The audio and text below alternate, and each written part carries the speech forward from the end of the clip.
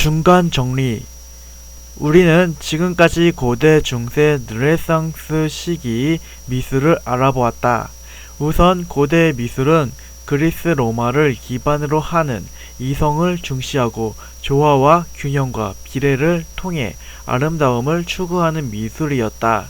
이러한 고대 미술은 미술사의 중심축으로서 미술사 전체에서 예술가들이 정신적 뿌리를 제공했다. 이어서 나타난 중세 미술은 사실상 고대 미술과의 단절이었다. 초기 그리스도교 미술에서 로마네스크 고딕으로 이어지는 변화하는 점차 미적 측면이 강조되긴 했지만 전반적으로 예술의 가치를 저하하고 종교적 가치에 예술을 종속시키는 모습을 띠었다. 이후 르네상스 시대가 되어서야 예술 그 자체의 가치를 회복하기 위한 노력이 발생했다. 르네상스 미술은 중세의 신에 종속된 예술을 해방시키고 고대의 미술적 화풍을 재현했다. 이에 따라 이성중심적이고 수학적이며 조화와 균형을 추구하는 모습을 보였다. 이후 르네상스 후기에 이르면서 이러한 조화와 균형에 저항하고 감성적이며 장식적인 측면을 강조한 바로크와 로코코가 등장했다. 이들은 종교와 왕실을 위한 예술이 아닌 당시부터 새로운 권력으로 떠오른 부르주아와 귀족을 위한 예술을 추구했다. 개인의 감성과 체험이라는 주관성이 강조된 상대주의적 화풍이 탄생한 것이다.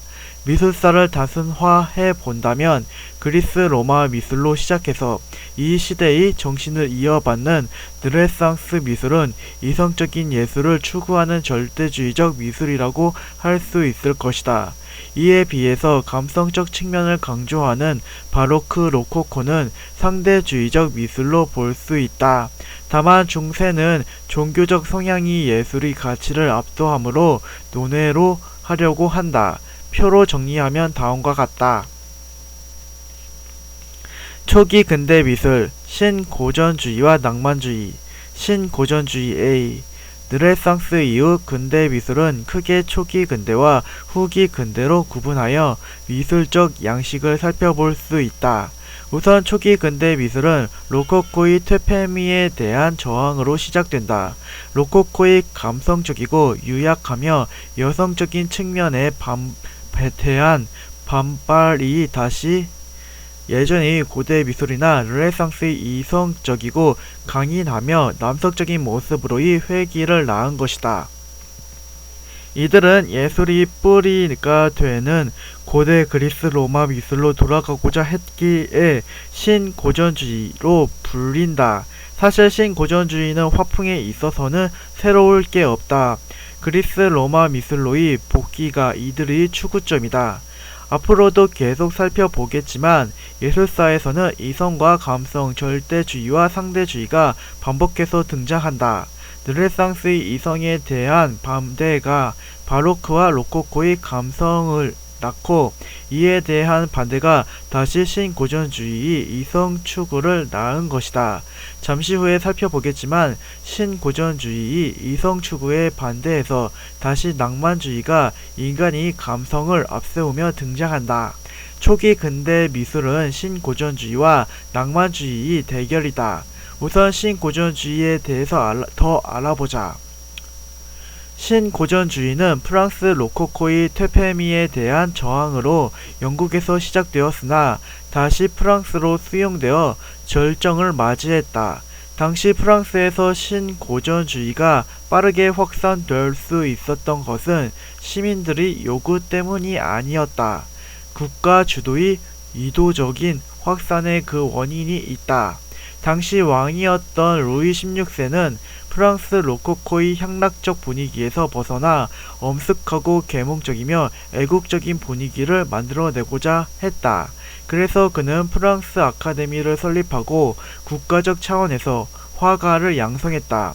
이 아카데미에 소속된 화가들은 매년 2차례 열리는 살롱전에 참여할 수 있었고 살롱전은 국가적 관심 속에서 개최되었다. 그런데 살롱전에서 최고의 가치를 부여하는 작품은 언제나 성경, 신화, 고대사 등을 다루는 역사적 작품이었다. 그런 까닭에 화가들은 역사적인 측면에 몰두하게 되었고 개인의 주관과 감성은 상대적으로 등한시되었다. 이러한 국가 주도의 살롱전으로 프랑스 사회에서 막대한 인지도와 영향력을 쌓은 인물이 신고전주의를 대표하는 화가 다비드다. 그의 뛰어난 재능은 프랑스 전체의 미술적 흐름을 고전적이고 엄숙한 분위기로 바꾸는 데에 기여했다.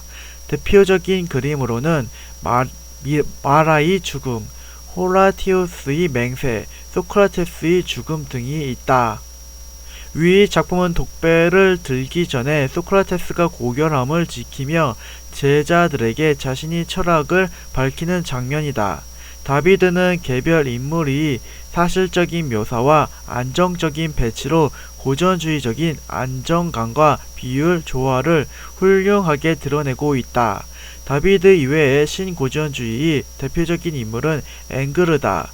그는 다비드에게 가르침을 받았으며 스스로를 혁신적 인물이 아니라 고전 미술을 보존하는 사람이라고 생각했다. 다만 고대 미술은 남성이 근육이나 누드를 미적 대상으로 묘사했던 것과는 달리 앵그르는 여성의 누드를 주로 그렸다.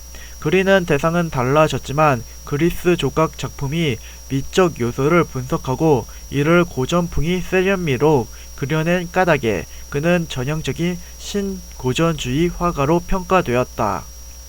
앵그르의 여성을 그려내는 천재적인 소묘 능력과 미적 탁월성은 화가들에게 큰 영향을 미쳐 이후 회화에서 남성 누드는 거의 사라지고 여성 누드가 프랑스 예술계를 지배했다. 대표작으로는 그랑 오달리스크, 샘 터키 욕탕 등이 있다. 낭만주의 B. 낭만주의는 신고전주의의 이성적이고 엄숙하며 절대적인 측면에 대한 반발로 탄생했다.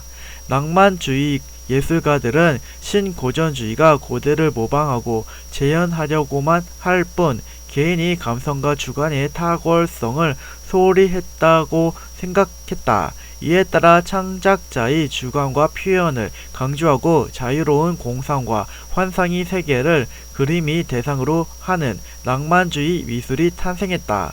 감성을 중시한다는 점에서 바로크 로코코와 유사한 측면이 있다고는 하지만 화려하고 장식적인 측면을 강조하기보다는 화가의 강렬한 내면을 외부 세계에 투영한다는 측면이 강했다. 작가의 주관적 해석과 내면의 감성을 중시하는 까닭에 낭만주의는 자연스럽게 작가의 천재성에 대한 관심으로 이어졌다. 격정적이고 창백하며 고뇌로 가득 찬 전형적인 천재의 이미지는 이때 확립된다. 낭만주의 미술의 창시자격인 인물은 제리코다. 그의 작품 메두사호의 뗏목은 당시 미술계에 큰 파장을 일으켰다. 이 작품은 낭만주의 미술의 전형적인 요소들인 격렬한 움직임, 강렬한 명암 대비와 색채 효과 그리고 극적인 상황 등을 모범적으로 담고 있는 작품이다. 메두사호의 뗏목은 당시 사회적으로 화제가 되었던 실제 사건을 소재로 그려내고 있다. 1816년 프랑스에서 식민지 아프리카로 떠나는 프랑스 군함 메두사호가 침몰했는데 급조된 뗏목에 150명이 타고 13일간 표지하다가 죽음의 상황에 놓이게 되었다. 방향키도 없고 난간도 없는 뗏목에서 파도가 치자 수많은 사람이 쓸려 나갔고 총을 가진 사람들은 뗏목의 중앙을 차지하고자 사람들을 죽였다. 강렬한 태양 아래서의 목마름과 굶주림으로 시체를 먹었다는 소문이 돌았다. 15일간의 표류 후에 아르기스호에 구조되었을 때는 15명만이 살아남았다. 제리코는 아르기스호를 처음 발견한 극적인 순간을 상상력으로 화폭에 담았다. 뗏목의 아래쪽으로 즐비한 시체들과 죽음의 처참함 속에서 희망이 발견되는 순간을 격정적으로 담아낸 것이다. 제리코의 친구이자 그에게서 영향을 받은 들라크루아는 후에 낭만주의를 대표하는 화가로 자리매김했다. 그의 대표작은 너무나도 유명한 민중을 이끄는 자유의 여신이며 낭만주의 선언서처럼 여겨지는 사르다나팔루스의 죽음도 그의 작품이다. 특히 이 작품은 기원전 7세기 전에 고대 아시리아의 왕인 사르다나팔의 이야기를 다루고 있다. 그는 적에게 포위되어 2년 정도를 궁정에 갇혀 살게 되었다.